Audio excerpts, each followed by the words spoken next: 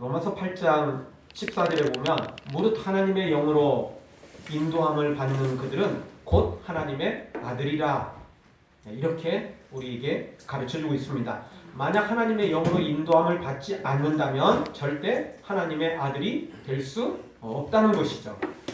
또 고린도전서 12장 3절에도 이렇게 말합니다. 그러므로 내가 너희에게 알게 하노니 하나님의 영으로 말하는 자는 누구든지 예수를 저주할 자라 하지 않고 또 성령으로 아니하고는 누구든지 예수를 주시라 할 수 없느니라, 이렇게 말씀하고 있습니다. 즉 하나님의 영이 아니면 예수님을 주라고 고백할 수 없다는 건, 믿을 수 없다는 것입니다. 예수님을 믿는다는 건 단순히 역사적인 인물로 믿거나 또는 성인으로 믿는 것이 아니기 때문에 그렇습니다. 예수님을 믿는다는 건 나의 구원자로, 나의 주인으로, 하나님의 아들로 믿는 것이기 때문에 그렇습니다. 따라서 육적으로는, 인간의 지혜로는 절대 예수님을 믿을 수 없습니다. 인간의 지혜로 육적으로 믿는 것은 그냥 역사적인 인물, 그냥 성인으로 믿을 것, 그 이상을 믿을 수는 없는 것입니다. 고린도전서 2장 13절에서는 그래서 이렇게 말하죠. 신령한 일은 신령한 것으로 분별할 수 있다는 것입니다. 영적인 일은 육적으로는 도저히 분별할 수도 없고 이해할 수도 없고 알 수도 없고, 그러니까 믿을 수도 없는 겁니다. 알 수 없는데 어떻게 믿을 수 있겠습니까? 알아도 못 믿는 게 많은데 알지도 못하는 걸 어떻게 믿을 수 있겠습니까? 영혼 없는 말을 한다고 우리가 말할 때가 있습니다.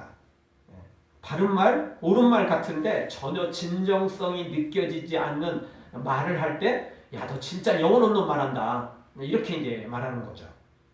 그냥 습관적으로 대답하거나 성의 없이 대답하는 말을 할 때 사용하는 말입니다. 그런데 진짜 우리가 이 하나님의 영, 성령으로 말미암지 않는 신앙생활은 다 진짜 영혼 없는 신앙생활인 것입니다. 진짜 성령 없는 신앙생활입니다. 이런 신앙생활은 우리가 스스로 신앙생활을 한다, 교회 생활을 한다 말할 뿐이지 진짜 믿음의 생활은 아닌 것입니다. 그냥 외식적이고 형식적이고 마당만 밟는 것뿐인 것입니다. 오늘 성경에 나오는 욥의 친구들이 바로 그랬습니다. 그들이 외친 말들은 나름 성경적이고 또 성경에 있는 내용들이 대부분이었습니다. 그러나 그들은 영혼이 없는, 하나님의 영이 없는 말들만 나열했습니다. 그래서 바른 말 같고 옳은 말 같지만 실제로는 전혀 도움이 되지 않았습니다. 아니, 도움이 되기는커녕 반대로 상처가 되고 낙심이 되고 고통이 되는 그런 말들만 된 것입니다. 그래서 실제 욥은 안 그래도 힘들어 죽을 지경인데 욥의 친구들 때문에 더 힘들고 더 죽을 지경이 된 것입니다. 진짜 엎친 데 덮친 격이고 불난데 부채질한 격이 바로 이 욥의 친구들인 것입니다. 차라리 없느니만 못했습니다. 차라리 가만히 있으면 중간이라도 간다는 말이 이들에게 해당됐던 거죠. 도움이 되기는커녕 도리어 상처가 주고 상처를 주고 아픔을 주고 고통을 주었으니 말입니다.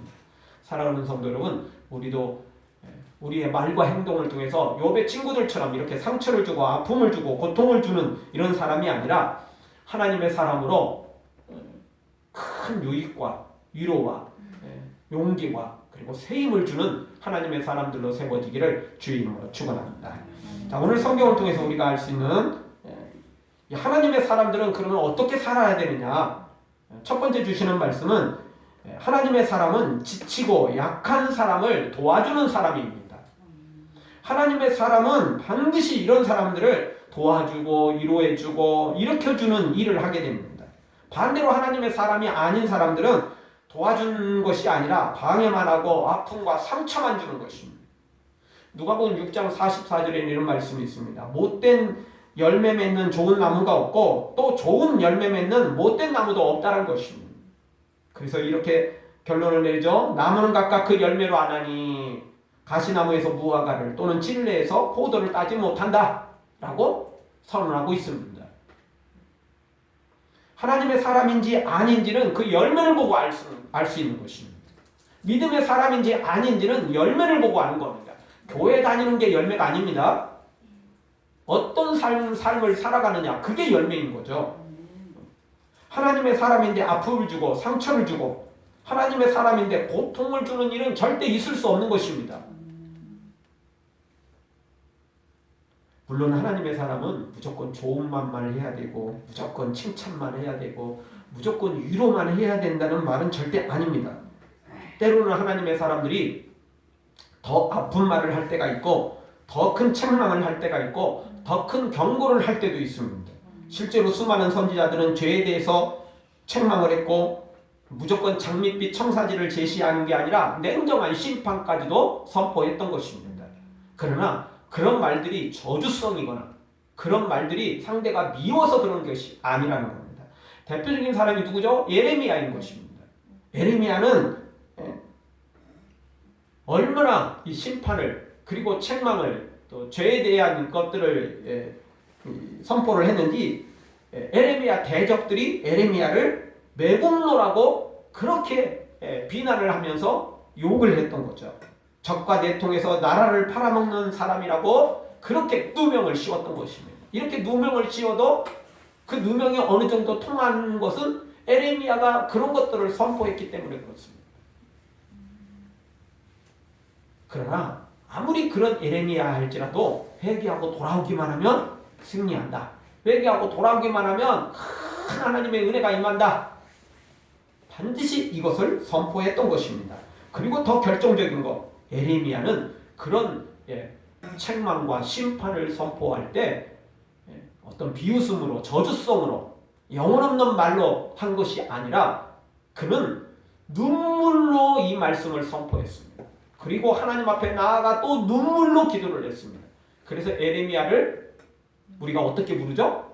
눈물의 선지자라고 부르는 것입니다. 영혼 없는 말을 한 게 아니에요. 그냥 냉정한 심판을 외친 게 아니에요. 그런 심판을 외칠 수밖에 없는 안타까운 마음으로 그런 가짜, 그런 형편없는 믿음 생활을 하는 자신의 동족을 향해서 눈물로 외쳤던 것입니다. 그리고 하나님 앞에 은혜를 구하며 눈물로 기도했던 것입니다. 그러나 오늘 성경에 욥의 친구들은 나름 성경적이고 나름 하나님의 말씀을 전하지만 진짜 영혼이 없는 말이었습니다. 눈물이 없었습니다. 사랑이 없었습니다. 진정성이 없었습니다. 그저 나오는 대로, 그저 시기 질투에 의해서, 그저 자신들이 높아지려고 이렇게 외쳤던 말들밖에 없었던 것입니다. 그래서 오늘 2절에 보니까 내가 힘없는 자를 참 잘 도왔구나. 기력 없는 팔을 참 잘 구원하였구나. 힘없는 자, 기력 없는 사람을 도와주기는커녕 도리어 더 깔아뭉갠 것입니다. 거지가 가져온 바가지마저도 깨트려버린 사람들이 이 욥의 친구들이었던 것입니다. 사랑하는 성도 여러분, 욥의 친구들처럼 상처와 아픔을 주는 사람이 아니라 예레미야처럼 사랑과 눈물로 주의 복음을 전하고 주의 은혜를 전하고 미래의 소망을 전하는 하나님의 사람들, 바로 우리가 되어지기를 주의 이름으로 축원합니다. 다 같이 한번 따라서 하겠습니다. 아픔과 상처가 아닌 소망을 줍시다. 사랑과 눈물로 전합시다. 이런 것들이 빠진다면 하나님의 사람이 아닌 것입니다. 하나님의 사람들은 바로 이런 눈물과 사랑으로, 그리고 위로와, 그리고 생명을 주는 그런 사람들인 것입니다. 우리 욥의 친구는 절대 닮아가서는 안 되죠. 오직 하나님의 사람으로 우리 모두가 세워지기를 다시 한번 주의 이름으로 축원합니다. 두 번째 주시는 말씀은 하나님의 사람은 단순한 지식이 아니라 참된 지혜를 나눈다는 것입니다.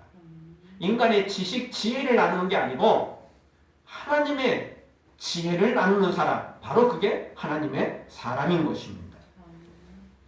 하나님의 사람은 영혼 없는 말을 하지 않는다고 그랬습니다. 그런데 이 영혼 없는 말을 한다는 게 꼭 무식한 말을 해야 되고 틀린 말을 해야 되고 나쁜 말을 해야 되는 게 꼭 영혼 없는 말을 하는 것은 아닌 것입니다. 영혼 없는 말을 한다는 이야기는 진짜 말 그대로 진정성이 없는 것, 진짜 하나님의 영이 없는 겁니다. 바른 말 같은데 아닌 것, 옳은 말 같은데 아닌 것, 바로 이런 게 영혼 없는 말이라고 말할 수 있습니다. 고린도전서 10장 23절에 보면 이런 말씀이 있습니다. 모든 것이 가하나 모든 것이 유익한 것이 아니요 모든 것이 가하나 모든 것이 덕을 세우는 것이 아니다라는 거예요. 옳은 말이고 옳은 행동인데 그것이 다 유익은 주지 못한다는 거예요. 분명히 그게 좋은 것 같은데 덕을 세우는 것은 아니라고 성경은 소개하고 있다는 것입니다. 따라서 우리는 옳은 말, 바른 말 그 이상을 뛰어넘어서 유익을 주고 덕을 세우는 말과 행동이어야 됩니다. 단순히 옳으냐 그르냐가 중요한 게 아닙니다. 진실이냐 거짓이냐 이게 중요한 거 당연하지만 우리는 그것을 한 단계 더 뛰어넘어야 됩니다. 아무리 그 말이 진실이라 할지라도 아무리 그 말이 옳은 말이라 할지라도 아무리 그것이 옳은 행동이라 할지라도 유익을 주지 못한다면 덕을 세우지 못한다면 하나님의 사람으로서 결격 사유에 해당되는 것입니다. 하나님의 사람은 옳은 말이고 바른 말이지만 그것을 한 단계 뛰어넘어서 그것을 통해서 유익을 주는 겁니다. 그것을 통해서 덕을 세우는 것입니다. 그것을 통해서 생명을 주는 것입니다. 자, 욥의 친구들 다시 한번 말씀드리지만 그들이 한 말들은 하나님의 말씀이었고 성경적인 말씀들이었습니다. 전혀 틀린 말은 아니었어요. 그런데 욥에게 유익을 주지 못했어요. 욥에게 덕을 끼치지 못했어요. 도리어 욥에게 상처를 줬죠. 아픔을 줬죠. 더 죽도록 만든 거예요. 불란님의 진짜 부채질한 격이 이 욥의 친구들이지 절대 유익과 덕을 세운 것은 아니었다라는 것입니다. 욥의 친구들이나 예수님 당시의 종교 지도자들이나 동일한 게 있다면 이들은 나름 바른 말은 하는 것 같았지만 전혀 유익과 덕을 세우지 못했다는 거예요. 그리고 또 한 가지 이들의 특징은 하나님의 이름을 잘 팔아먹었다는 거예요. 그리고 또 하나는 이들은 전형적인 내로남불의 모델이었다는 거예요. 자기들이 행한 것은 옳고 상대방이 행한 것은 다 틀린 거예요. 귀에 걸면 귀걸이, 코에 걸면 코걸이. 자기들 마음대로 그냥 자기들 마음대로. 진짜 하나님이 주인공이 아니고 하나님이 기준이 아니고 사실은 자신들이 기준이었던 거죠. 그냥 하나님의 말씀을 이용해 먹은 거예요. 하나님의 이름을 이용해 먹은 거죠. 그러니까 덕을 세운 게 아니고 유익을 준 게 아니고 소망을 주고 생명을 주는 것이 아니고 천국 문에 서서 자기도 못 들어가고 남들도 못 들어가게 만드는 이런 나쁜 역할을 감당한 사람들이 바로 이 종교 지도자들이었습니다. 다행히 오늘 욥의 친구들은 나중에 이제 하나님께 책망을 받고 또 욥이 이 친구들을 용서하고 다시 이제 회복의 길로 나아갔지만 그렇지 않았더라면 이 욥의 친구들도 큰일 날 뻔했던 것입니다. 오늘 3절을 보십시오. 우리 3절을 우리 한 목소리로 다 같이 보겠습니다. 지혜 없는 자를 참 잘 가르쳤구나. 큰 지식을 참 잘 나타내었구나. 이들은 나름대로 지식은 전달했고 나름대로 인간적인 지혜를 전달했지만 하나님의 지식과 지혜는 아니었던 것입니다. 그들의 열매는 유익을 준 것이 아니라 도리어 해를 주었던 것입니다. 상처를 주고 아픔을 주었던 것입니다. 상처를 싸맨 게 아니고 더 상처를 해집어 놓은 것입니다. 그래서 더 악화시켜버린 것입니다. 완전 돌팔이죠. 돌팔이. 돌팔이도 자격증은 없지만 그래도 어떻게 잘 나름대로 또 유익을 주는 사람들도 있긴 있어요. 그런데 진짜 돌팔이, 돌팔이 중에도 진짜 돌팔이는 정말 죽이는 것입니다. 더 악화시키는 겁니다. 그러면서도 돈이란 돈은 또 다 받아 챙기고 그래서 문제가 커지는 거죠. 사랑하는 성도 여러분, 우리가 단순한 지식, 단순한 인간의 지혜를 가르치지 말고 나누지 말고 정말 하나님의 지식과 지혜를 나누고 영적인 지혜와 지식을 나누어서 반드시 유익을 주고 덕을 세우고 생명을 전해주는 하나님의 사람 바로 우리가 되어지기를 주의 이름으로 축원합니다.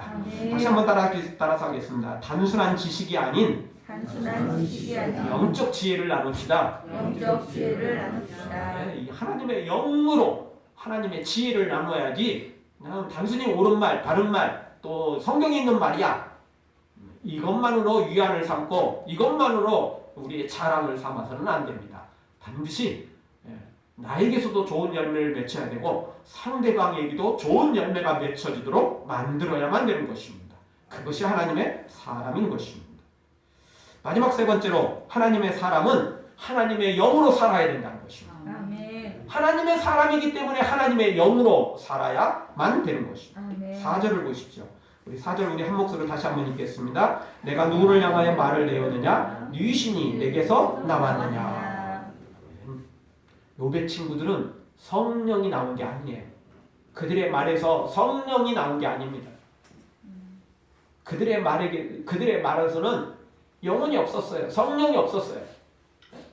그러니까 하나님의 말씀을 외치는데도 불구하고 유익이 아니라 도리어 상처가 되고 아픔이 되고 고통이 됐던 거 아니겠습니까? 진짜 평범하게만 외쳤어도 어떻게 하나님의 말씀이 상처가 되고 아픔이 되고 고통이 됐겠어요? 절대 그럴 수 없는 거죠. 평범하게만 외쳐도 이 하나님의 말씀은 그 자체로도 능력이 있기 때문에 잘 될 수밖에 없는 거예요. 그런데 오죽 못 전했으면, 오죽 엉터리로 전했으면,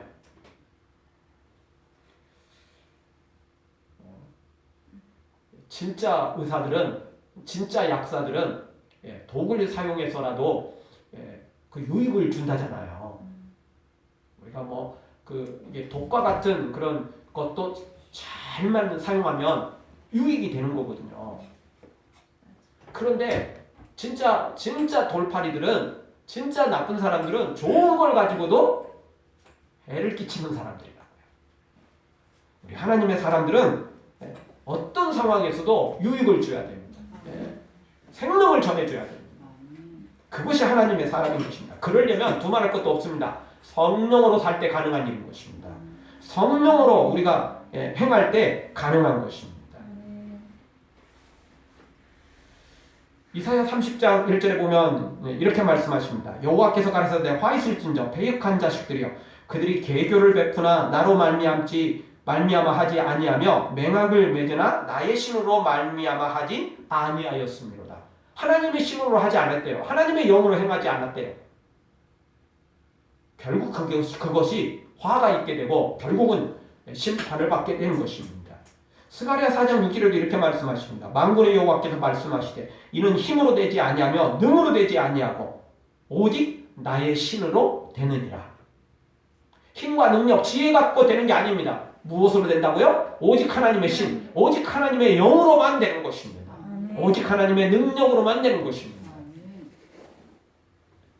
따라서 오늘 우리도 지혜로 그리고 지식으로 힘으로 능력으로 하려고 해서는 안 되고 오직 하나님의 신으로 오직 하나님의 영으로 해야 되는 것입니다. 그래야 하나님의 신이 하나님의 영이 성령님이 역사하시는 것입니다. 아멘. 사무엘상 16장 13절에 보면 사무엘이 기름불을 취하여 다윗에게 기름을 부었을 때 다윗에게 하나님의 신이 크게 감동됐다. 이렇게 설명해 주고 있습니다. 그리고는 다윗이 진짜 하나님의 사람으로 세워지는 것입니다. 우리에게 성령이 임해야 되고 또 그 성령으로 살아가야 됩니다. 그 성령의 인도함을 받아야 됩니다. 그 성령을 통해서 말해야 되고 그 성령을 통해서 우리가 행동해야만 좋은 열매를 맺게 되는 것입니다. 우리가 잘 아는 고린도서 4장 20절에 보면 하나님의 나라는 말에 있지 않고 무엇에 있다? 능력에 있다라는 것입니다. 그 능력이 무슨 능력이냐? 성령의 능력이죠. 성령의 능력인 것입니다. 하나님의 나라는 인간적인 말에 지식이 있지 않습니다. 말 잘하는 것에 있지 않습니다. 하나님의 나라는 성령의 능력에 있는 것입니다. 성령의 능력을 받으려면 당연히 성령님이 나에게 임하셔야 되고 그 성령으로 우리가 살아갈 때 그 능력이 우리에게도 동일하게 임하는 것입니다. 다시 한번 우리 항상 하나님의 영으로 살아야 됩니다. 성령으로 살아야 됩니다. 성령으로 말해야 되고 성령으로 행동하며 성령으로 순종해야만 되는 것입니다. 그렇지 않는다면 아무리 잘한 것 같아도 아무리 옳은 것 같아도 결국 그것은 덕을 끼치지 못하고 유익을 끼치지 못하고 도리어 그것이 해가 될 수도 있는 것입니다. 여러분 육체의 일들은 음행과 더러운 것과 호색과 우상 숭배와 술수와 원수 맺는 것과 분쟁과 시기와 분냉과 당짓는 것과 불리함과 이단과 투기와 술 취함과 방탕함이다. 이렇게 설명주고 있습니다. 그러나 성령의 일은, 성령의 열매는 사랑과 희락과 화평과 오래 참음과 자비와 양성과 충성과 이런 모든 좋은 것들을 우리에게 허락해 주시는 것입니다. 그것이 바로 성령의 열매입니다. 근데 성령으로 행하지 않고는 이런 열매를 맺을 수가 없습니다. 인간적으로 행하는 것들은 처음에는 유익한 것 같고 처음에는 뭔가 되는 것 같지만 반드시 그것은 문제가 생기는 것입니다. 그러나 성령으로 행하면 처음에는 근심 걱정이 있을 때가 있습니다. 처음에는 죄에 대한 책망이 있을 때가 있습니다. 처음에는 그 죄 때문에 고통하고 몸부림치며 그 죄 때문에 자기를 쥐어뜯으며 그렇게 인도할 때도 있습니다. 그러나 마지막에는 철저히 회개하고 용서함 받고 구원의 기쁨 그리고 새 생명의 기쁨 이것들을 누리면서 살아가게 되는 것입니다. 그러니 우리는 무슨 일이 있어도 성령으로 살아야 됩니다. 성령으로 행해야 됩니다. 그렇지 않으면 진짜 모든 것이 옳은 것 같고 모든 것이 가하는 것 같지만 유익은 없고 덕은 끼치지 못하고 생명은 전해주지 못하는 것입니다. 정말 우리 영혼 없는 말, 영혼 없는 삶 버려야 됩니다. 반드시 우리의 영혼에 성령으로 채워야 됩니다. 우리의 말에, 우리의 모든 행동에 성령으로 채워야 됩니다. 그래서 우리가 하는 모든 것 속에서 성령님이 드러나야만 되는 것입니다. 그럴 때 열매 맺는 겁니다. 내 식대로 하면서 어떻게 성령의 열매를 맺습니까? 절대 맺을 수가 없는 것입니다. 여러분 포도나무에 어떻게 사과가 열립니까? 그럴 수는 없는 거죠. 성령을 행할 때 성령의 열매 맺혀지는 것입니다. 우리 모두 다 인간의 지혜, 인간의 지식으로, 인간의 생각으로 말하고 살지 말고 오직 성령으로, 오직 성령으로, 오직 하나님의 신으로, 오직 하나님의 영으로 우리가 말하고 또 행동하고 살아감으로 성령을 행하여 성령의 열매 풍성히 맺어 나도 살고 다른 사람도 살려내는 하나님의 사람들 되어지길 주의 이름으로 축원합니다. 아멘. 기도하겠습니다. 통성으로 우리 한번 기도하며 나갈 때 주님